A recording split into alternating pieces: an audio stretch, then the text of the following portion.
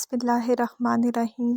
شروع اللہ کے نام سے جو بڑا مہربان نہایت رحم کرنے والا ہے۔ زندگی میں ایک ایسے شخص کا ہونا بہت ضروری ہے جس کو دل کا حال سنانے کے لیے لفظوں کی ضرورت نہ پڑے۔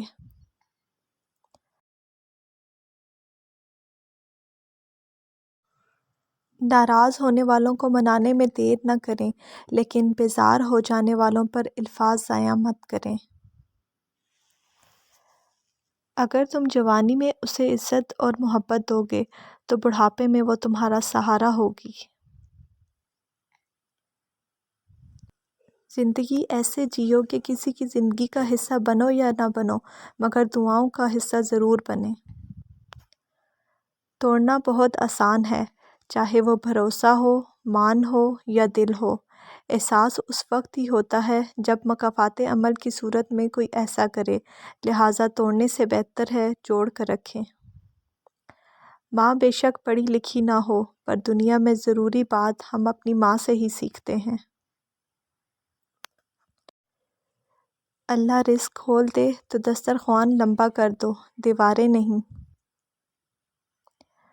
محبت ہو جانا یا مل جانا اہم نہیں ہوتا، محبت کو زندہ رکھنا اور عزت دینا اہم ہوتا ہے۔ امانت صرف چیزوں کی ہی نہیں ہوتی، امانت راز کی بھی ہوتی ہے۔ اگر کوئی اپنے جذبات، احساسات بیان کرے تو اس میں کبھی بھی خیانت نہ کرنا۔